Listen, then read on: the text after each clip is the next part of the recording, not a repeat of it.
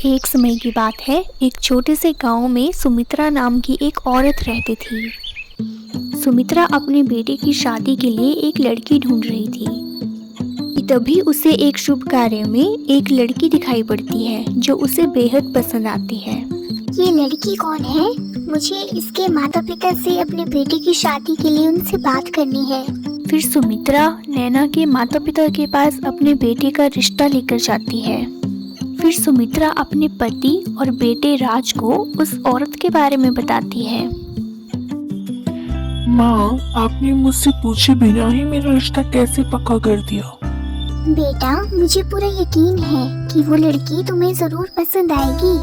मैंने तो उसे एक नजर में ही अपनी बहू मान लिया है। फिर सुमित्रा अपने परिवार के साथ उस लड़की के घर जाती है उसे देखने के लिए। फिर नैना राज को भी बहुत पसंद आती है। सुमित्रा उन दोनों की शादी करवा देती है।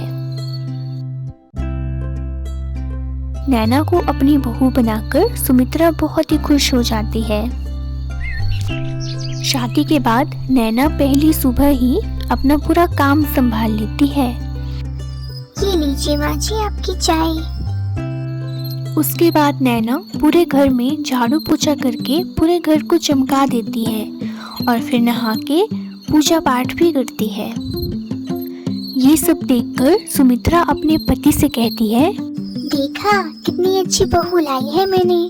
पूरे काम कितनी तेजी से कर रही है। हाँ, क्यों नहीं। फिर कुछ देर बाद सुमित्रा अपनी बहू को ढूंढते हुए रसोई घर में जाती है। नैना बहू, दोपहर का खाना बन गया क्या? तुम्हारे ससुर के खाने का टाइम हो गया है। नैना रसोई घर में झाड़ू लगा रही होती है। सुमित्रा की आवाज सुन के वो उससे कहती है, जी माँ जी, एक बार पहले झाड़ू पोछा करके और नहा के फिर पूजा पाठ करके उसके बाद ही मैं खाना बनाऊंगी। ये सब सुनकर सुमित्रा हैरान रह जाती है और कहती है, अरे बहू, लेकिन ये सब काम तो तुमने पहले ही कर दिया है ना। अभी फिर से करने की क्या जरूरत है? अच्छा, लेकिन मैं तो अभी अभी उठी हूँ। फिर माँ जी ऐसा क्यों बोल कर गई हैं? क्या सच में मैंने सारे काम कर दिए हैं? ऐसा सोचते हुए जब वो पूरे घर की तरफ देखती है तो पूरा घर चमक रहा होता है और मंदिर में दीप भी जल रहा होता है। माँ जी सही कह रही थी, ये सब काम तो मैं पहले ही कर चुकी हूँ। लगता है मैं फिर से भूल गई। जिसके बाद नैना जल्दी से दोपहर का खाना तैयार करने लग जाती है। मैंने इस दाल में नमक डाल दिया क्या? लगता है नहीं डाला है, डाल देती हूँ। खाना तैयार करके नैना पूरे घर वालों के लिए खाना लगाती है, जिसे खाकर सुमित्रा कहती है, नैना ये सब क्या है? तुम दाल में 2 बार नमक डालती हो क्या? सुबह तुम झाड़ू पोछा करके दोबारा झाड़ू पोछा करने लगी और फिर मंदिर में पूजा करके भी तुम दोबारा पूजा करने लगी। मुझे तुम्हारी समस्या समझ में नहीं आ रही। ऐसा कहकर सुमित्रा अपने पति के साथ वहां से चली जाती है। फिर कुछ देर बाद मेरे पति उठ गए होंगे, मुझे उनको कॉफी देने जाना है। ये लीजिए आपकी कॉफी। नैना, फिर से कॉफी? अभी आधे घंटे पहले ही तो तुमने मुझे कॉफी दी थी। अब मैं और कॉफी नहीं पी सकता। तुम जाके मेरा टिफिन लगा दो, मुझे ऑफिस जाना है। जिसके बाद नैना राज के लिए टिफिन तैयार करने लग जाती है कि तभी सुमित्रा अपने बेटे से कहती है, लगता है मेरी बहू नैना पर किसी की बुरी नजर लग गई है। मैं इसके लिए कल ही पूजा करवाऊंगी। फिर सुमित्रा यही बात बताने अपनी बहू नैना के पास जाती है। नैना, कल हमारे घर में पूजा है, तुम जाके पड़ोस की औरतों को बुला दो।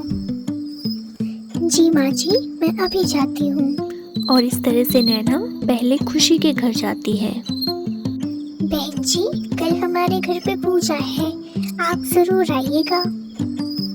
जिसके बाद नैना राधा को बुलाने के लिए जाती है। बहन जी, हमारे घर में कल पूजा है, आप जरूर आइएगा।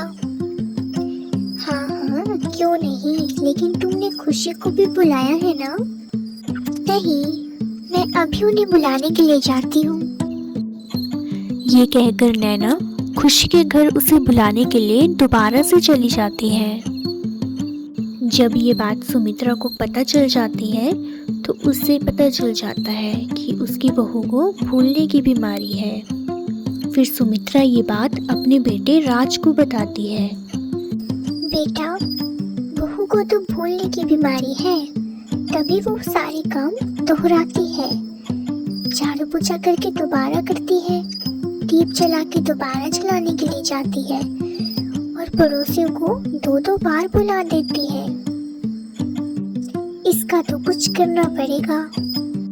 माँ, आज के जमाने में नैना जैसी बहू मिलना ही बहुत बड़ी बात है। ये पूरे घर का काम कर लेती है, खाना भी बना देती है और घर आए मेहमानों का अच्छे से स्वागत भी करती है। माँ, मैं नैना को बहुत पसंद करता हूँ और उसकी ये भूलने की बीमारी का इलाज मेरे पास है। आप चिंता मत कीजिए, जल्द ही आप नैना में एक बदलाव देखेंगी। ये कहकर राज नैना के पास एक डायरी लेकर जाता है। नैना, ये लो डायरी। अब से तुम जो भी काम करो वो सब इसमें तुम लिख लेना। ऐसा करने के लिए डॉक्टर ने कहा है। फिर तुम जल्द ही ठीक हो जाओगी और तुम्हें इस भूलने की बीमारी से जल्द ही छुटकारा भी मिल जाएगा। उसके बाद नैना जो भी काम करती वो उस डायरी में लिख लेती, जिससे उसे काम दोहराना नहीं पड़ता।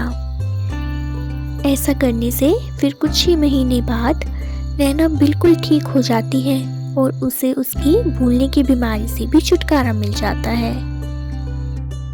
और इस तरह से नैना अपना खुशहाल जीवन बिताती है।